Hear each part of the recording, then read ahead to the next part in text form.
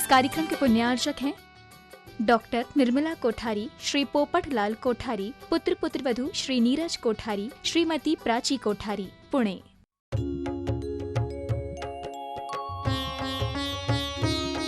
शंका समाधान। बोलिए देवाधिदेव 1008 मूल नायक श्री मुनि श्रीवतनाथ भगवान की जय जय जय। बोलिए प्रातः स्मरणीय संत शिरोमणि परम पूज्य 108 आचार्य गुरुवर विद्यासागर जी महामुनिराज की जय जय जय। बोलिए गुणायतन प्रणेता, शंका समाधान प्रवर्तक, भावना योग प्रवर्तक, प्रखर वक्ता परम पूज्य 108 मुनिवर श्री प्रमाण सागर जी मुनिराज की जय जय जय। बोलिए परम पूज्य 108 मुनिवर श्री अरह सागर जी मुनिराज की जय जय जय। प्रिय दर्शकों, पारस चैनल, जिनवाणी चैनल एवं प्रमाणिक ऐप के माध्यम से प्रसारित होने वाले आज के शंका समाधान के कार्यक्रम से जुड़े सभी दर्शकों और श्रोताओं का मैं हार्दिक अभिनंदन करता हूं। मैं आपको लिए चलूं शंका समाधान की ओर। इसके पूर्व रोज की तरह हम लोग पूज्य देव के मंगलमय आशीर्वाद से अपने को अभिषिक्त करेंगे। तो हाथ जोड़िए, मस्तक झुकाइए और बोलिए मेरे साथ, नमोस्तु गुरुदेव, नमोस्तु गुरुदेव, नमोस्तु गुरुदेव। बोलिए मुनिवर श्री प्रमाण सागर जी मुनिराज की जय जय जय।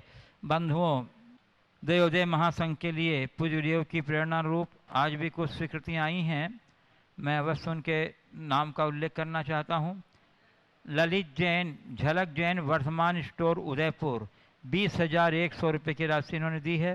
प्रकाश चंद मुकेश कुमार गंगवाल, मदनगंज किशनगढ़, मदन लाल मेहता जोधपुर, अर्चना जैन धर्मपत्नी चेतन प्रकाश जैन कोटा, इन सभी महानुभावों ने 13,000 रुपये की राशि प्रदान की है। बहुत बहुत साधुवाद आप सबों को। और स्वीकृतियाँ तो और भी हैं, परंतु मुझे बंधुओं और अनुभव सर्राफ के पूज्य माता पिता श्री संतोष कुमार राजकुमारी सर्राफ ने अपने भोपाल गुणायतन के राष्ट्रीय प्रचार मंत्री, उन्होंने अपने पूज्य पिता जी के विवाह के 53वें वर्षगांठ पर दयोदय महासंघ के लिए 53,000 रुपये की राशि प्रदान की है। बहुत बहुत आपकी सुधारता के लिए आपको साधुवाद देता हूं। और ऐसे आप तो बराबर देते ही रहते हैं, उदारमना व्यक्तित्व हैं, आपकी जितनी प्रशंसा की जाए कम है। गुरुदेव, अब मैं आपकी अनुमति से चलता हूं शंका समाधान की ओर। गुरुदेव, हड़पसर पुणे महाराष्ट्र से अनीता अनिल हड़मंते कह रहे हैं, गुरुदेव क्या भावना योग करने के पूर्व प्राणायाम एवं सूक्ष्म व्यायाम करना जरूरी है? पहले भावना योग करके बाद में यदि यह क्रिया करें तो क्या यह उचित नहीं होगा? कृपया शंका समाधान। देखिए, भावना योग करने के पूर्व अगर शरीर की शिथिलता की दृष्टि से सूक्ष्म व्यायाम या हल्का प्राणायाम करते तो उसमें स्थिरता आती है। पर ऐसा कोई जरूरी नहीं कि आप प्राणायाम या सूक्ष्म व्यायाम करके ही भावना योग करें। आप किसी भी रूप में प्राणायाम करें, भावना योग कर सकते हैं, बशर्ते आपका उससे जुड़ाव हो और तन्मयता हो। पूज्य गुरुदेव,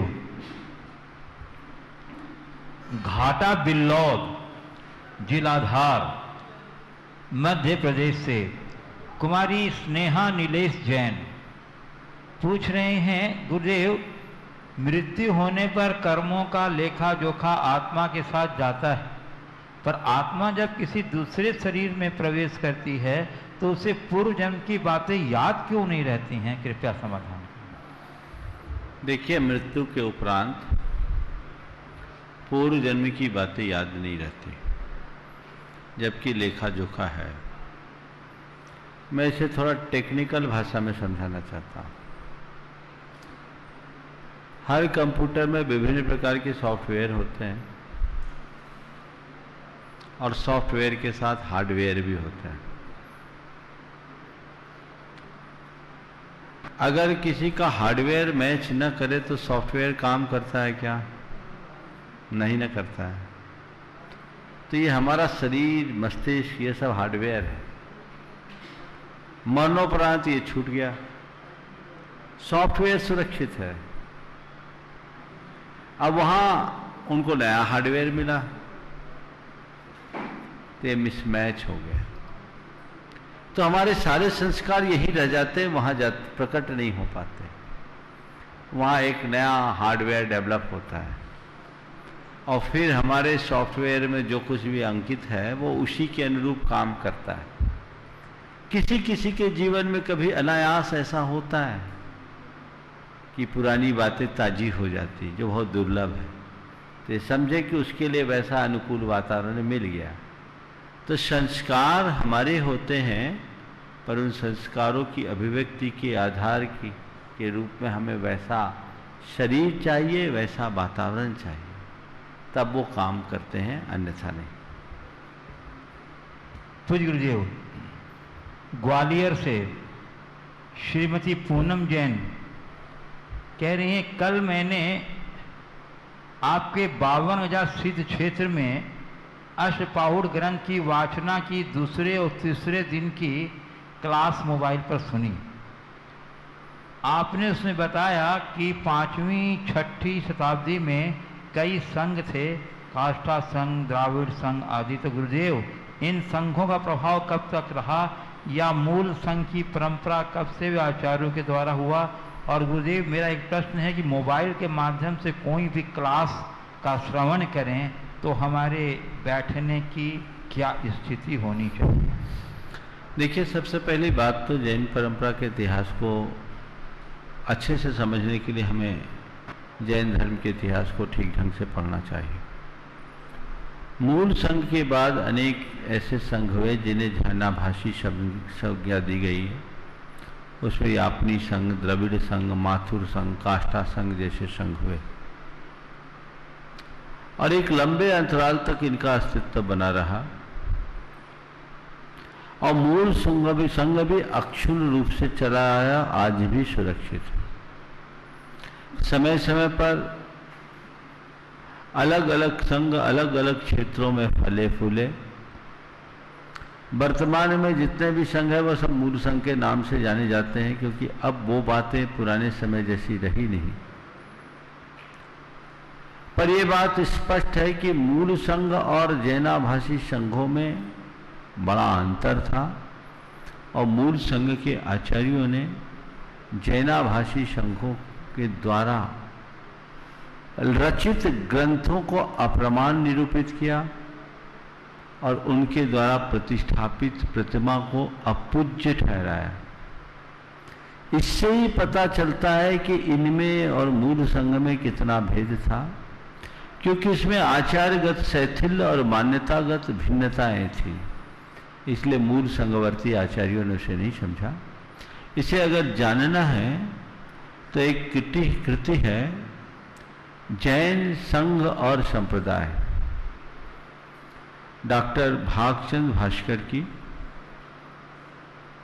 संभवतः उन्हीं की या पंडित कैलाश चंद्र सिद्धांत शास्त्री की। उसमें आपको इसका डिटेल मिलेगा, आप उसमें पढ़ें। पूज्य गुरुदेव, रायपुर छत्तीसगढ़ से ज्योति जैन कह रही, गुरुजी हमारी शंका है कि जम्बू द्वीप में 2 सूर्य 2 चंद्रमा है, जिन्हें प्रतिदिन जो सूर्य चंद्रमा दिखते हैं, क्या वे वही 2 हैं? अर्थात जो सूर्य आज निकला वो परसों वापस आएगा और कल दूसरा सूर्य चंद्रमा निकलेगा? हाँ, ऐसा ही। तो गुरुदेव, अजमेर राजस्थान से गुणायतन डॉक्टर वीना पाटोदी कह रहे हैं, गुरुदेव मन मुटाव और नदी का उद्गम बहुत छोटा होता है। फिर से बोलिए। मन मुटाव और नदी का उद्गम बहुत छोटा होता है, किंतु जैसे जैसे ये आगे बढ़ते हैं विशाल रूप धारण कर लेते हैं।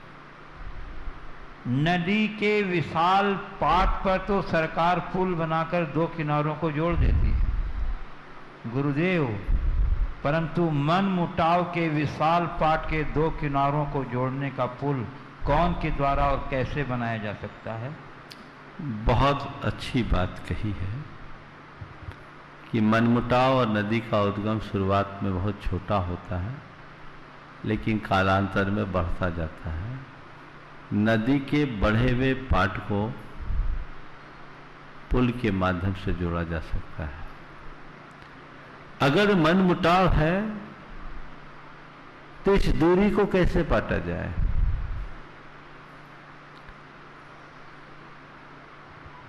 मेरा मानना है कि मनमुटाव के लिए भी हम बहुत आसानी से दूर कर सकते हैं यदि हमारे अंदर थोड़ी सी उदारता और क्षमा का भाव आ जाए। यदि हमारे हृदय में क्षमा का भाव हो, उदारता हो, हम अपने ईगो को एक तरफ करके चलने की क्षमता अपने भीतर विकसित कर लें, तो हमारे सामने फिर किसी भी प्रकार की मुटाव की स्थिति निर्मित ही नहीं होगी। और नदी के साथ तो यह है कि दोनों किनारे अलग होते हैं, पर क्षमा भाव घट जाने के बाद दोनों मिलकर एक हो जाते हैं। मैंने अनेक लोगों के जीवन में देखा है जिनका आपस में बड़ा गहरा मनमुटाव, इतना मनमुटाव कि एक दूसरे का चेहरा देखने को भी तैयार ना हो, लेकिन जब एक बार क्षमा करके प्रेम का भाव जगा तो आज दोनों एक दूसरे के दीवाने हो गए। तो ये भाव अपने अंदर जगाना चाहिए। पहली बात, किसी से मनमुटाव उत्पन्न न होने दें, और यदि मनमुटाव हो तो तुरंत कॉम्प्रोमाइज करने की कोशिश करें, समझौता करें। और समझौता क्षमा मांगने और क्षमा करने से तुरंत होता है। उसके लिए अपने अहम को हमें गौण करना होगा। यह प्रश्न डॉक्टर बीना एस.के. पाटोदी, गुणायतन ट्रस्टी, अजमेर, राजस्थान का था। गुरुदेव, स्मृति नगर इंदौर मध्य प्रदेश से वैभव पाटनी कह रहे हैं गुरुदेव कि हम वृद्धाश्रम बनाते हैं कि बुजुर्गों को रहने की जगह मिल जाए, पर क्या हम खुद उन लोगों की ये व्यवस्था नहीं करके दे रहे हैं कि आपसे बुजुर्ग माता पिता नहीं संभल रहे इसलिए यहाँ छोड़ दें? यदि हम वृद्धाश्रम बनाएंगे ही नहीं तो लोग अपने माता पिता को छोड़ने का विचार ही मन में नहीं लाएंगे, अपने साथ रखेंगे। तो क्या गुरुदेव मेरी यह सोच सकारात्मक है? देखिए, वृद्धाश्रम को मैं भारतीय संस्कृति का कलंक मानता हूँ। हमारे यहाँ संन्यास आश्रम है, वैराग्य आश्रम है, वृद्धाश्रम नहीं, उदासीन आश्रम। माता पिता कोई जानवर नहीं है जिन्हें गौशाला की तरह कहीं भेज दें। वो हमारे जन्मदाता है, जीवन दाता है, संस्कार दाता है। उनके ऋणों को कभी चुकाया नहीं जा सकता। पूरे जीवन उनकी सेवा का संकल्प होना चाहिए और उनके प्रति समर्पण होना चाहिए। वे माँ बाप बड़े अभागे हैं जिन्हें अपने जीवन में वृद्धाश्रम का मुख देखना पड़ता है, और वो संतान बड़ी नालायक है जिनके जीते जी उनके माँ बाप को वृद्धाश्रम की शरण लेनी पड़े। ये कतई उचित नहीं है। दो बातें होनी चाहिए। पहली बात तो संतान को माता पिता के जीवन के अंतिम समय तक सेवा करनी चाहिए, ये उनका कर्तव्य है। और दूसरी बात, माँ बाप को ऐसी नौबत आए उससे पहले अपने आत्महित का मार्ग पकड़ लेना चाहिए। यदि ये दोनों बातें हो तो बहुत अच्छा होगा। आजकल वृद्धाश्रमों में उपेक्षित माता पिता ही शरण नहीं ले रहे हैं, अपितु विवश माँ बाप भी वृद्धाश्रमों में आ रहे हैं। विवश क्यों है? एक बेटा एक बेटी है, दोनों विदेश में है, यहाँ आपको है ही नहीं। भारत में है तो कोई ऐसे बड़े शहर में जहाँ इनका रह पाना संभव नहीं, रहना भी चाहे तो तालमेल नहीं है। अब क्या करे, घर में वृद्ध दंपति है, अपार संपत्ति है, सब कुछ है, लेकिन कोई उसका निर्वाह कराने वाला नहीं। ऐसे लाचार, बेवश और मजबूर लोगों की संख्या भी वृद्धाश्रमों में बढ़ रही है। मैं ऐसे लोगों से कहता हूं, आज के समय को देखते हुए सचेत हो जाओ और अशक्त होने से पूर्व अपना मार्ग पकड़ लो, क्योंकि तुमने जिस तरह की शिक्षा अपनी संतान को दी है और जिस तरह का कैरियर तुम्हारी संतान ने बनाई है, उसमें प्रेरणा भी तुम्हारी है। वो चाह करके भी बुढ़ापे में तुम्हारे साथ नहीं रह सकेंगे। तो तुम्हें चाहिए कि तुम खुद से स्वावलंबी बनो, आत्मनिर्भर बनो और अपना मार्ग खुद तय करो, तो कोई कठिनाई नहीं हो। और संतान के विषय में मैंने नहीं कहा कि उनको तो चाहिए कि जीवन भर ऐसा करे कि माँ बाप की छाया हमेशा मिलती रहे, उसे इस बात की कभी कल्पना भी ना करनी पड़े कि मेरे माँ बाप को मुझसे अलग करना पड़ा। माँ बाप का मूल्य और महत्व जानना है तो कभी उस व्यक्ति से पूछो जिसने बचपन में अपने माँ बाप को खोया है। इसलिए इन बातों का ध्यान रखकर चलना चाहिए। तो गुरुदेव, सिंगापुर से अचिंत जैन प्रामाणिक समूह के सदस्य पूछ रहे हैं गुरुदेव कि कई बार हम जब सुबह उठते हैं और मोबाइल, टीवी या यूट्यूब से पारस या जिनवानी लाइव चैनल देखते हैं तो उस पर श्री जी का अभिषेक या शांति धारा आता है। अब सुबह सुबह गुरुदेव ये बहुत स्वाभाविक हो जाता है कि हम उस समय नहाए धोए तो रहते नहीं, तो ऐसे समय में टीवी या मोबाइल पर बिना नहाए धोए अभिषेक शांति धारा देखने में क्या कोई दोष लगेगा? जब आपको पता है कि अभिषेक शांति धारा का समय सुनिश्चित है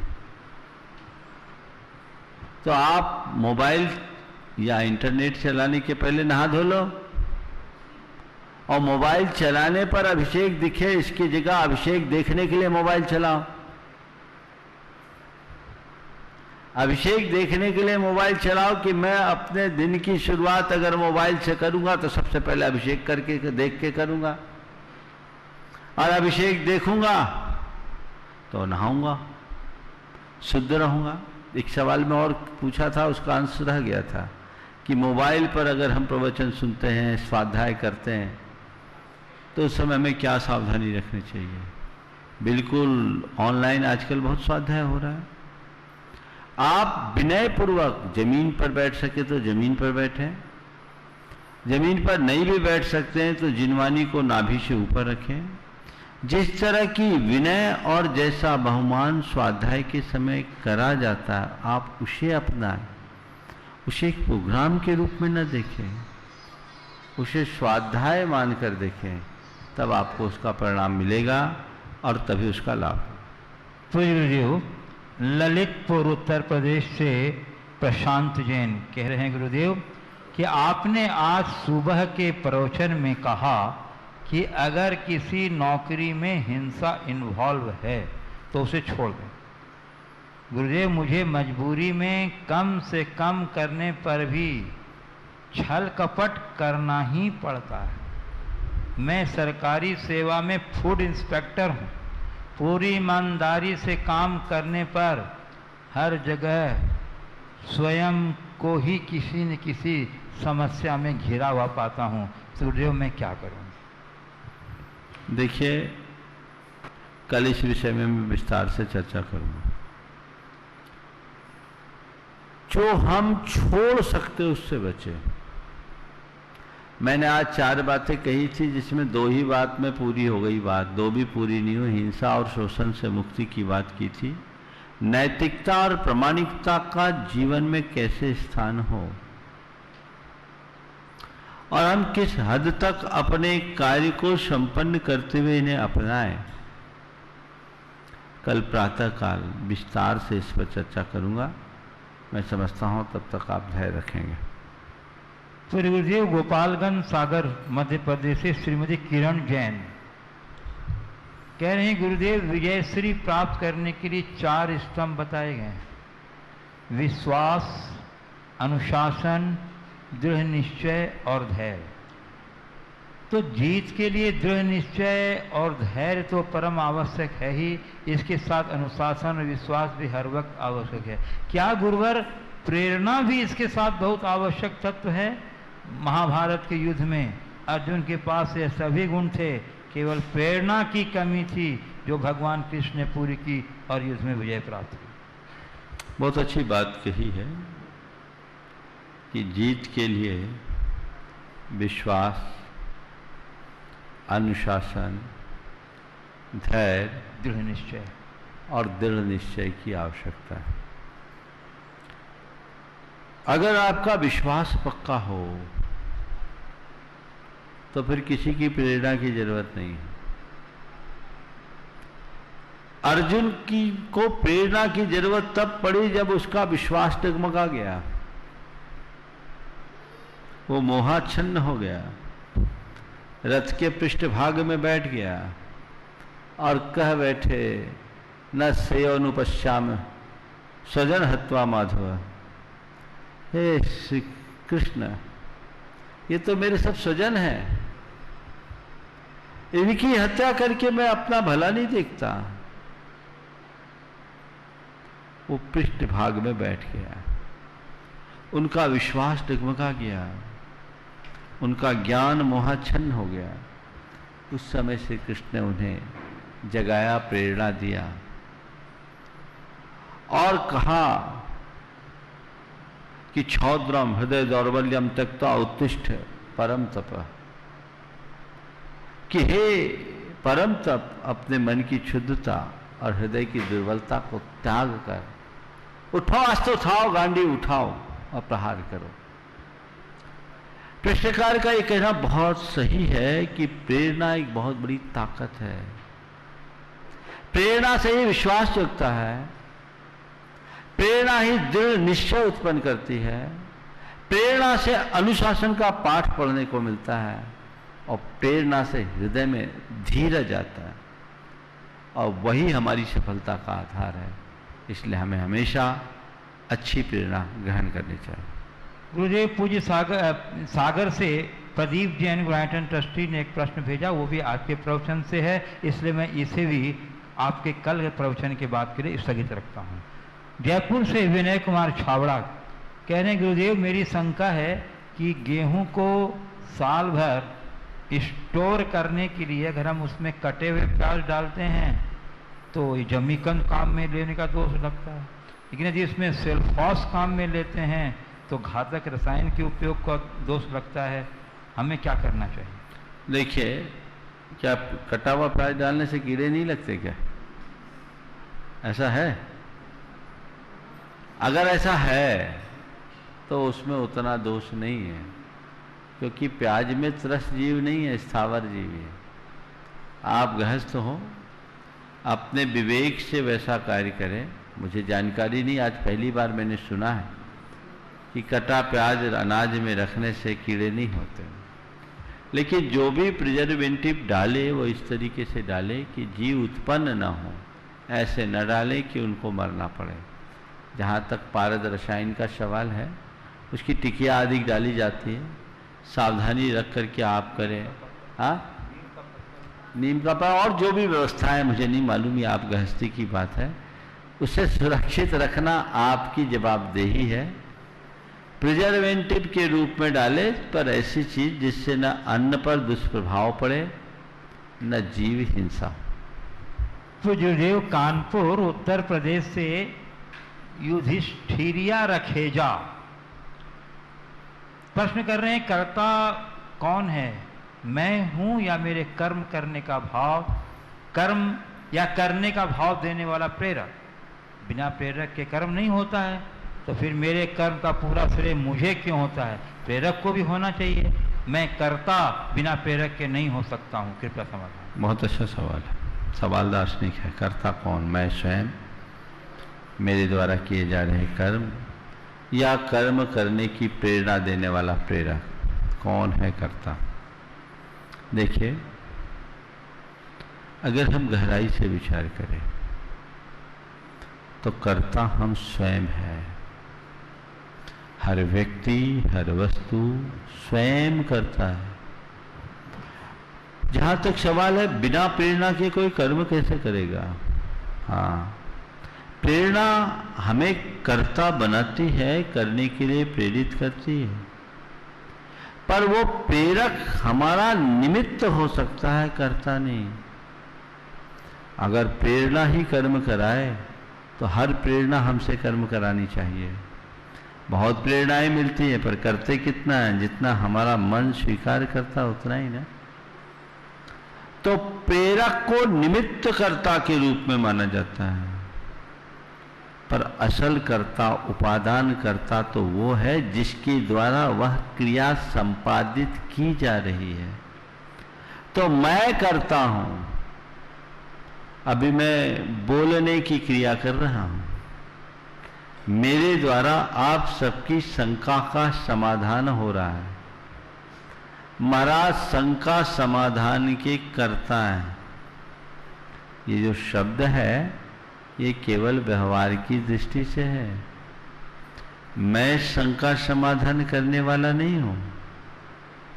मेरे द्वारा बोले गए शब्द आपके शंका के समाधान में निमित्त बन रहे हैं। मेरे वचनों को सुनकर यदि आपने अपने भीतर समाधान घटाया तो उसके कर्ता आप हो, मैं नहीं। महाराज आपने मेरा समाधान कर दिया।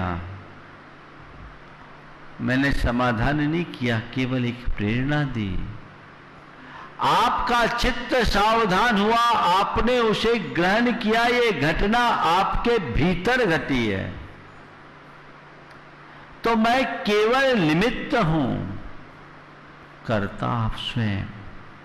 तो हमेशा एक बात को ध्यान रखना, निज का मैं करता हूं, पर का केवल निमित्त हूं। और कोई पर मेरा कर्ता नहीं हो सकता, वह भी मेरे लिए केवल निमित्त हो सकता है। इसलिए अपना जीवनोत्थान करना चाहते हो तो निमित्ताश्रित बुद्धि से मुक्त होकर स्वयं के कर्तृत्व को समझें और अपनी आत्मा को अपने तक सीमित करने का भाव जगाएं।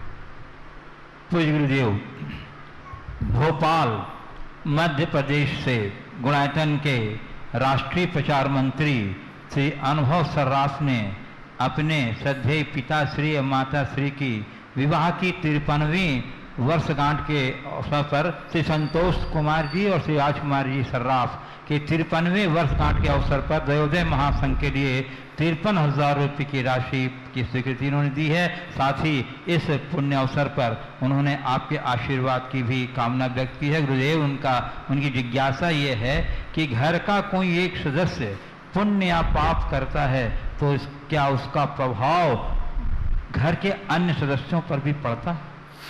बहुत अच्छा सवाल है। देखिए, कोई भी व्यक्ति कार्य करता है, अभी जो पहले प्रश्न किया गया उस प्रश्न के संदर्भ में इसको रखें। मेरे द्वारा किए गए कर्म का फल तो मुझे ही मिलेगा, मेरे द्वारा किए गए कर्म का फल आपको नहीं मिलेगा। लेकिन मेरे द्वारा किए जाने वाले कर्म में कई बार मैं अकेला नहीं रहता, औरों की भी सहभागिता होती है। घर का एक सदस्य कोई पुण्य का कर्म कर रहा है और पूरे घर के लोग उसका सहयोग करके उसकी अनुमोदना कर रहे हैं, तो उस एक व्यक्ति के पुण्य के साथ वे भी पुण्य में भागीदार बन रहे हैं। इसी तरह घर का एक सदस्य कोई पाप कर रहा है और उसके उस पाप की क्रिया में बाकी लोग अनुमोदना कर रहे हैं, तो वे भी अनुमोदक के रूप में उस पाप की क्रिया के कर्ता हो गए, तो पाप के भागीदार भी होंगे। कई बार ऐसा लगता है कि एक व्यक्ति के निमित्त से बहुतों को लाभ मिल जाता है और एक व्यक्ति के निमित्त से बहुतों को भारी क्षति उठानी पड़ती है। एक व्यक्ति ने कोई दुष्कर्म किया, पूरे परिवार की बदनामी हो गई। एक व्यक्ति ने कोई अच्छा काम किया, पूरे परिवार की वाहवाही हो गई। अब ये क्या है महाराज? किया उसने, भरना पूरे परिवार को पड़ रहा है। अपराध किया एक ने, बदनाम पूरा परिवार हो रहा है। ये क्या है? इसमें कर्म सिद्धांत कहाँ लागू होता है? तो चूंकि वो व्यक्ति उस परिवार से संबद्ध है, तो जैसे कहते हैं कि कोई व्यक्ति किसी के घर में जन्म लेता है, तो जन्म के दिन से ही उस घर के संपत्ति का कुछ अंशों में हकदार होता है कि नहीं? एक व्यक्ति जन्म से अगर करोड़पति के घर जन्मे तो जन्म से करोड़पति होगा कि नहीं? और कोई व्यक्ति जन्म अगर भिखारी के घर जन्म ले तो वो भिखारी कहलाएगा कि नहीं? अभी उसने कोई पुरुषार्थ नहीं किया, इसका अभी कोई योगदान नहीं है, पर जन्म से करोड़पति है क्योंकि मां बाप का दाय भाग उसे प्राप्त हुआ है। ये व्यक्ति जन्म से भिखारी है क्योंकि मां बाप का दाय भाग इसे प्राप्त हुआ है। हाँ, ये हो सकता है कि करोड़पति के घर में जन्म लेने वाला भी भिखारी बन जाए और भिखारी के घर जन्म लेने वाला भी करोड़पति बन जाए। ऐसा हुआ भी है। ये उसके स्वगत पुरुषार्थ का फल है। अगर करोड़पति के घर में जन्म लेकर के भी व्यक्ति कुलच्छी निकल जाए तो भिखारी बनने में कितनी देर? पर भिखारी का बेटा भी यदि सद्गुणी हो, पुरुषार्थी हो, तो करोड़पति बनने में कितना देर? तो ये दाय भाग है, आपकी संतान है तो उससे आपका संबंध है।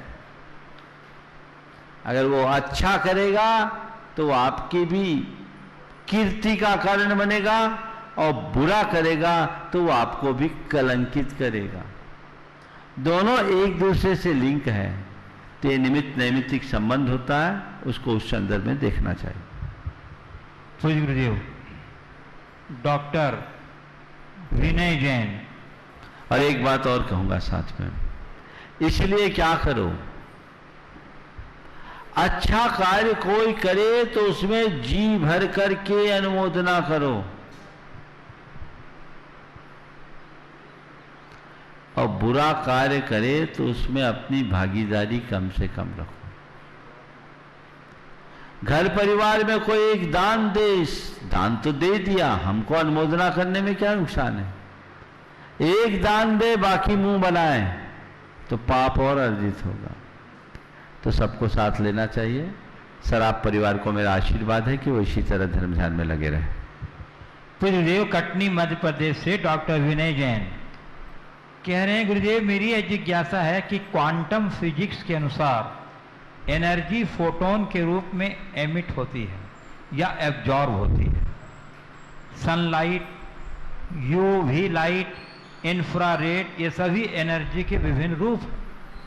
फिजिकल वर्ल्ड इसी एनर्जी से चलता है, तो फिर डिवाइन एनर्जी किसे कहते हैं? क्या डिवाइन एनर्जी भी फोटोन के रूप में कार्य करती है? एनर्जी तो एनर्जी होती है, तो फिर वह पॉजिटिव और नेगेटिव कैसे हो जाती है? क्या फ्रीक्वेंसी और वेवलेंथ में अंतर होने से ऐसा होता है? गुरुदेव कृपया समाधान करें। बहुत अच्छा सवाल है। वर्तमान में एनर्जी साइंस पर बहुत काम हुआ। एक लंबे समय तक एनर्जी को मैटर से एक अलग पदार्थ माना जाता था, क्वांटम फिजिक्स का एक अंग था। लेकिन जहाँ तक मुझे स्मरण है, एडिक्टन ने सर्वप्रथम ये साबित किया कि एनर्जी और मैटर एक ही वस्तु के दो नाम हैं। मैटर को एनर्जी में और एनर्जी को मैटर में कन्वर्ट किया जा सकता है। जहाँ तक सवाल है डिवाइन एनर्जी का और एनर्जी के पॉजिटिव और नेगेटिव होने का, तो एनर्जी है, उसकी जो पॉजिटिविटी और नेगेटिविटी है वह उसकी फ्रीक्वेंसी के ऊपर निर्भर करती है, ऐसा हम कह सकते हैं। हालांकि अगर हम जैन पदार्थ विज्ञान के आधार पर विचार करें तो इस एनर्जी की समूह को हमारे यहाँ वर्गना शब्द से जाना जाता है। वर्गना का मतलब होता है सजाती पुद्गल परमाणुओं का समूह। विभिन्न प्रकार की वर्गनाएं हैं और उनकी जातियां भी बताई। हमारे शास्त्रों में ऐसा वर्णन है कि शुभ वर्गनाएं कैसी होती, अशुभ वर्गनाएं कैसी होती। जब हम पॉजिटिविटी जहां ज्यादा होती है तो वहां शुभ वर्गनाओं का बाहुल्य होता है और वो हमारे द्वारा ग्रहण करने में आती है, और जहां नकारात्मकता होती है वहां अशुभ वर्गनाओं का बाहुल्य होता है और वो भी हमारे ग्रहण करने में आती है। इस आधार पर हम अगर कहें तो शुभ अशुभ वर्गनाएं हैं, इनका स्पर्श, इनका स्वाद, इनकी गंध और इनके रंग तक में विभिन्नताएं बताई गई। और ये चारों चीजें हर एनर्जी में होती क्योंकि वो मैटर की प्रॉपर्टी है। तो अब साइंस इस विषय में क्या कहता है मुझे नहीं मालूम, लेकिन हमारा पदार्थ विज्ञान इस बात को कहता है कि ये दोनों तरह की वर्गनाएं होती है, इसलिए एनर्जी में नकारात्मकता और सकारात्मकता को माना जा सकता है। पूज्य गुरुदेव, बाकल जिला कटनी मध्य प्रदेश से श्री संजय मोदी पूछ रहे हैं, गुरुदेव देने के लिए दान, लेने के लिए ज्ञान और त्यागने के लिए अभिमान कैसे सर्वश्रेष्ठ होता है? और दूसरा प्रश्न ये है कि यदि किसी व्यक्ति ने किसी अमुक कार्य के हो जाने पर दान देने के बारे में सोचा कि जब अमुक कार्य संपन्न होगा तब मैं ये दान दूंगा, तो क्या उस व्यक्ति को पहले ही उस दान देने का कुछ लाभ मिलेगा?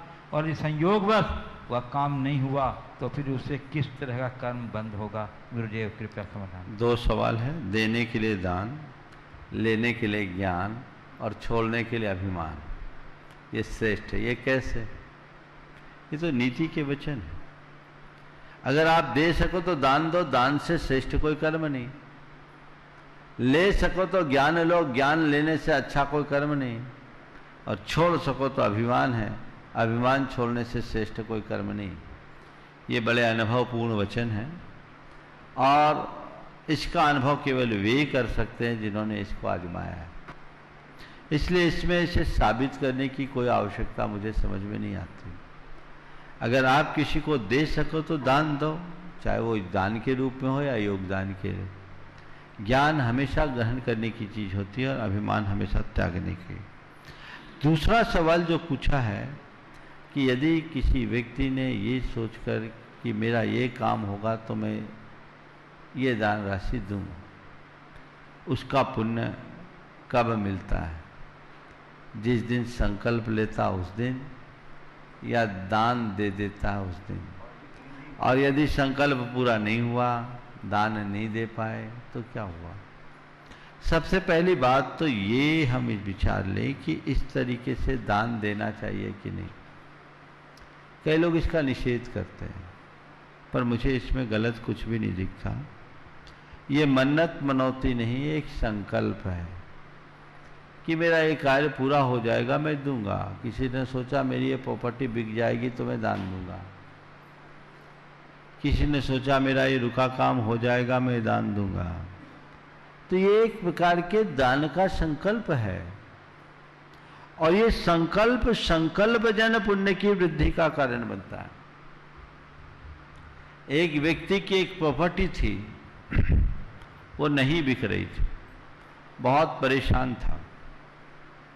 हमारे शांतिलाल जी बाबा जी थे हमारे पास, उनके पास आया। बाबा जी की बड़ी आदत, अच्छी आदत थी कि वो लोगों को दान की बहुत प्रेरणा देते। तो एक व्यक्ति दुखी होकर आया कि हमारी प्रॉपर्टी बिक नहीं रही है, पैसों की बड़ी क्राइसिस है, बाबा जी को उपाय बताओ कि हमारी प्रॉपर्टी बिक जाए। बाबा जी ने कहा ये बताओ, तुम्हारी प्रॉपर्टी बिक जाए, एक कंडीशन में तुम्हारी प्रॉपर्टी बिक सकती। बोले क्या? बोले संकल्प ले लो कि प्रॉपर्टी बिकेगी तो 20% दान देंगे। जो जितने में प्रॉपर्टी बिकेगी उसका 20% दान देंगे। उस व्यक्ति ने बाबा जी की बात सुनकर संकल्प ले लिया, 20% दान देंगे।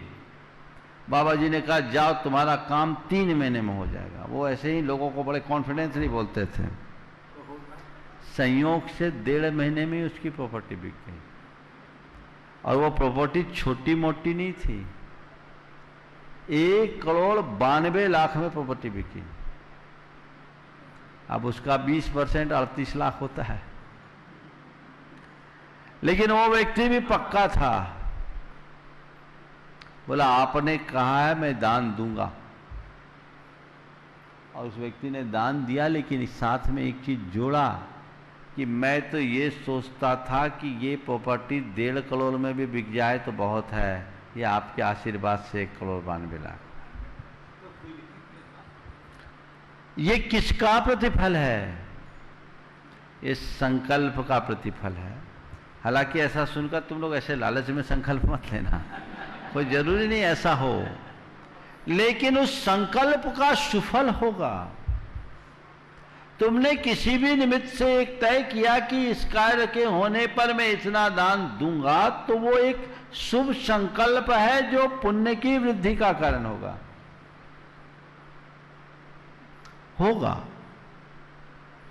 आगे बढ़ेगा। अब रहा सवाल, कदाचित काम नहीं हो पाया तो ठीक है, तो आपका कंडीशनल दान था तो पुण्य भी कंडीशनल। हाँ, अगर बाद में नियत बदल जाए तो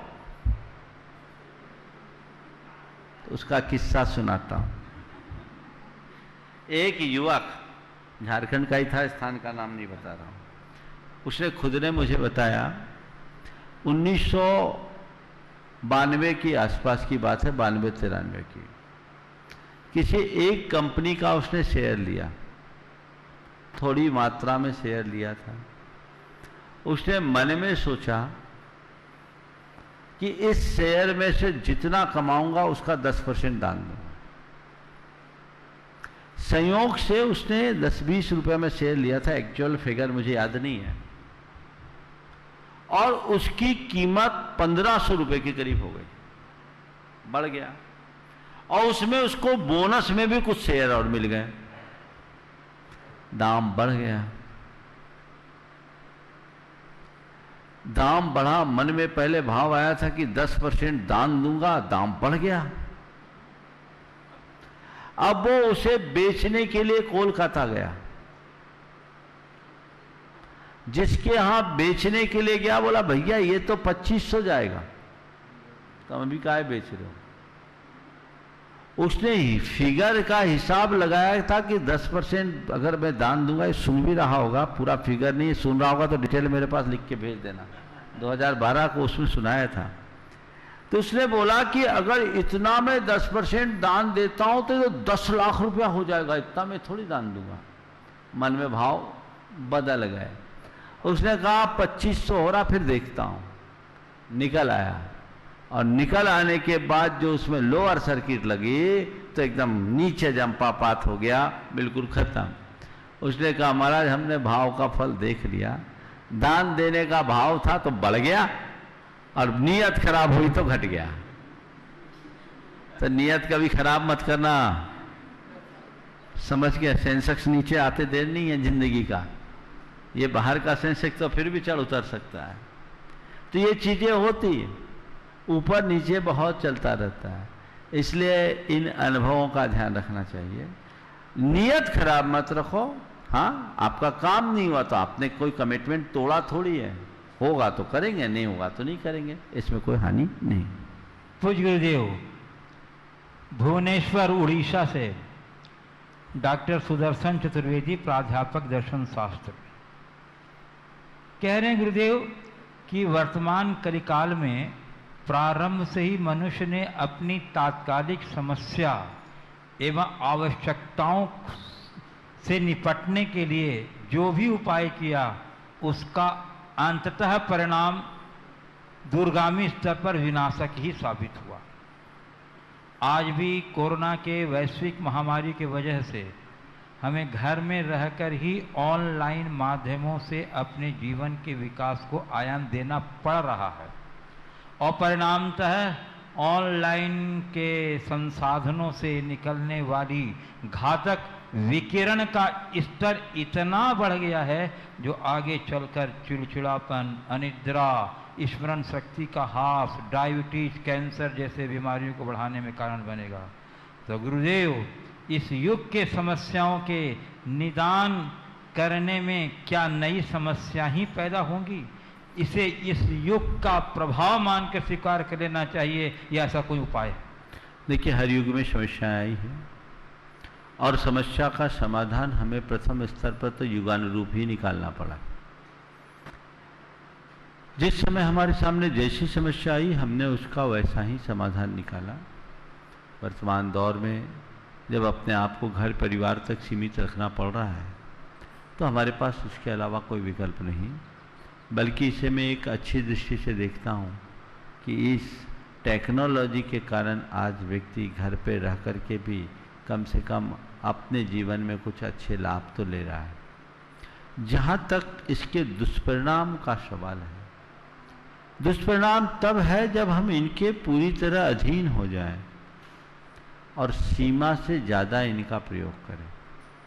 अगर हम नियंत्रित प्रयोग करते हैं, सीमा के भीतर इनका प्रयोग करते हैं, तो इसमें ऐसा कुछ नहीं है। ऐसी बात नहीं है कि आज के इस टेक्नोलॉजी का प्रयोग करने पर हर कोई पूरी तरह से इस तरह की चीज़ों से प्रभावित हो जाए। आज तो दुनिया ही इसी के साथ चल रही है, इसलिए मैं टेक्नोलॉजी को गलत नहीं मानता।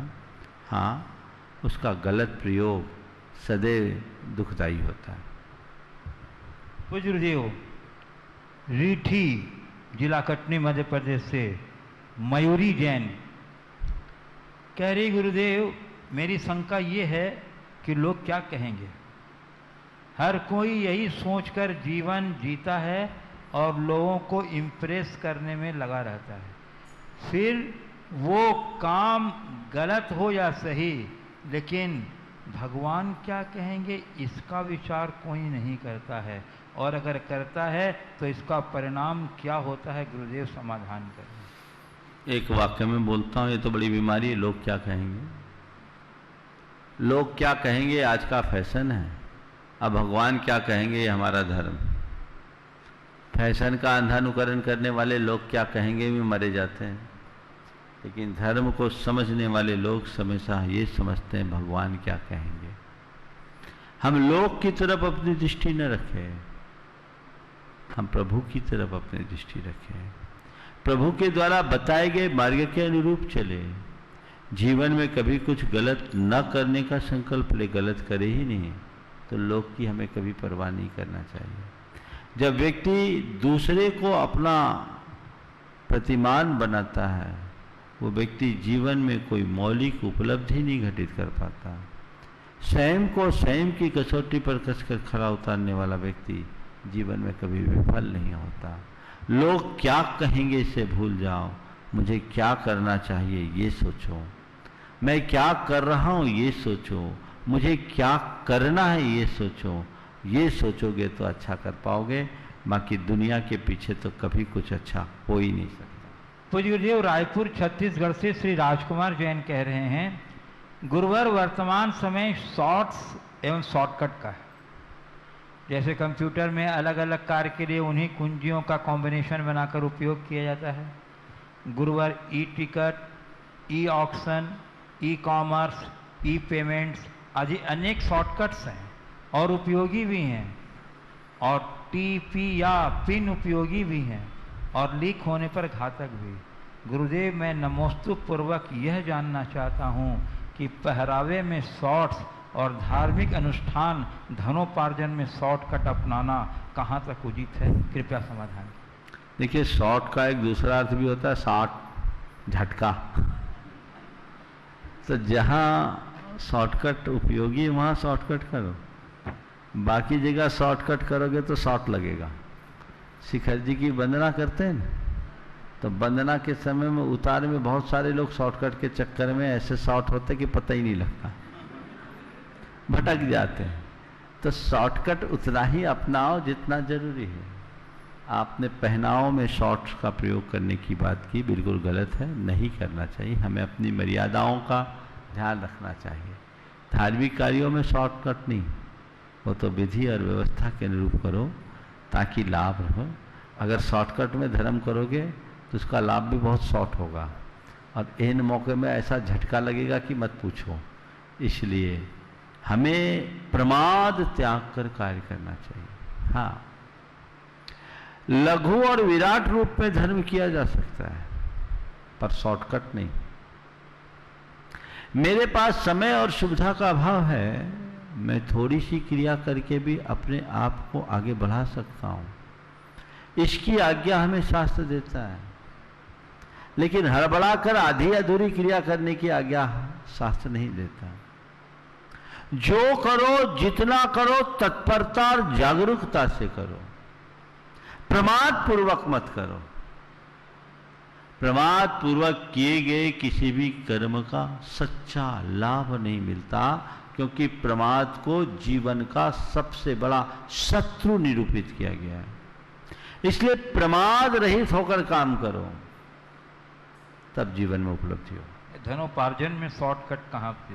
हाँ, धन उपार्जन में शॉर्टकट वाले जो होते हैं ना, रातों रात करोड़पति बनने के सपना देखते हैं, तो ऐसे शॉर्ट होते हैं कि पता नहीं, चारों खाने चित्त हो जाते हैं।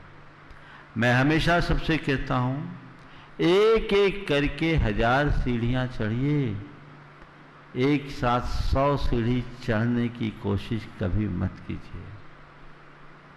जो एक साथ 100 सीढ़ी चढ़ने की कोशिश करते हैं वो कहीं के नहीं रहते। बस इसकी शॉर्टकट कतई उचित नहीं है। धीरे धीरे धीरे धीरे आगे बढ़े। गुरुदेव, बीना मध्य प्रदेश से श्रीमती पुष्पलता जैन कह रही गुरुदेव कि आत्मविश्वास बढ़ाने में अवचेतन मन की बहुत बड़ी भूमिका है। व्यक्ति के गहरे विश्वास और प्रबल भावनाएं उसे शासित और नियंत्रित करती हैं। महाराज श्री, अवचेतन मन की शक्ति को कैसे प्रबल बनाया जा सकता है? भावना योग का अवचेतन मन की शक्ति पर प्रभाव देखा गया है। भावना योग को अंतर्राष्ट्रीय स्तर पर प्रचार प्रसार की आवश्यकता है। गुरुदेव कृपया समाधान।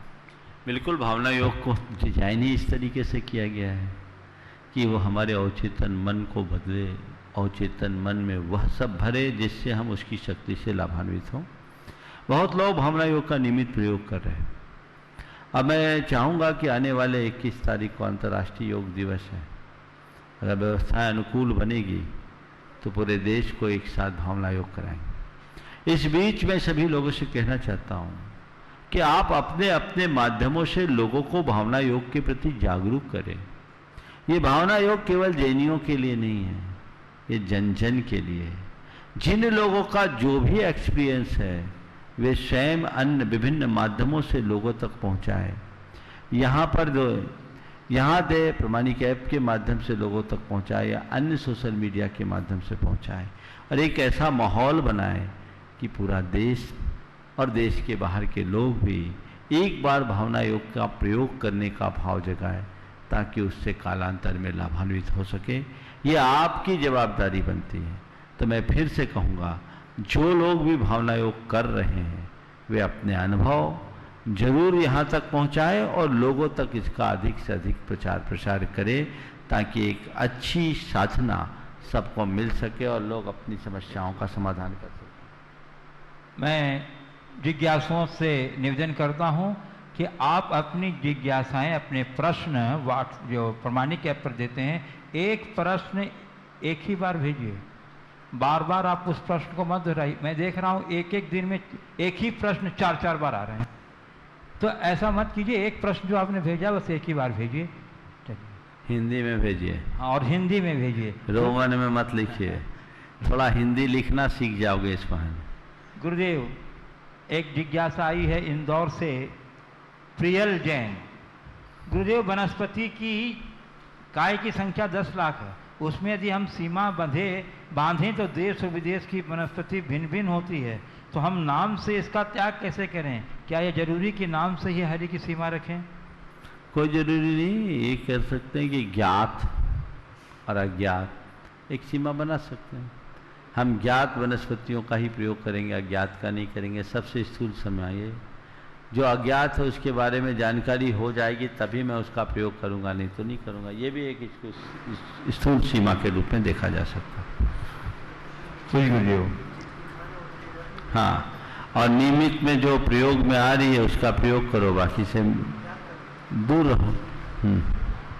कटनी से ही गुरुदेव प्रमोद कुमार जैन, सुपुत्र जैन जगत के प्रख्यात मनीषी पंडित जगन मोहन लाल जी शास्त्री, कह रहे हैं गुरुदेव, वैराग्य भावना में वज्रनाथ चक्रवर्ती लिखते हैं, राज समाज महा अहकारन बैर बढ़ावन हारा।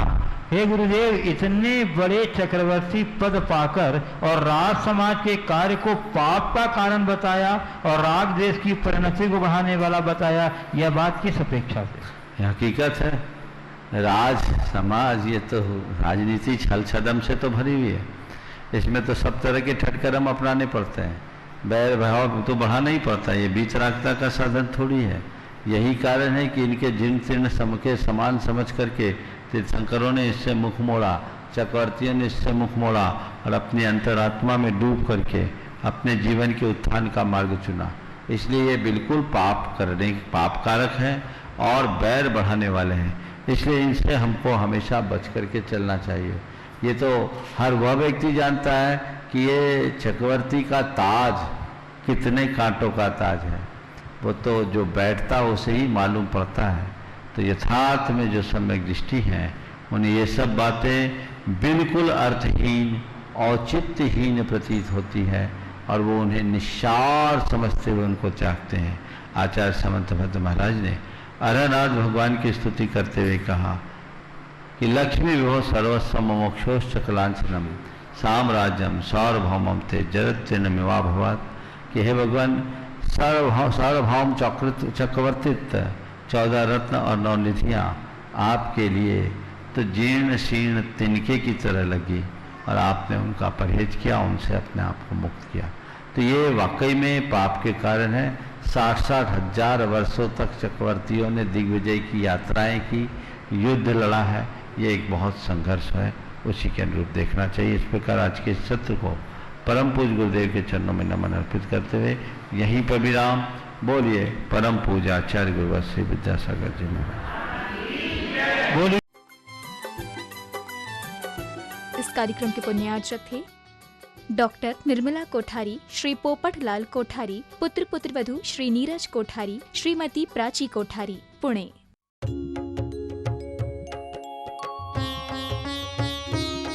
शक का समाधान।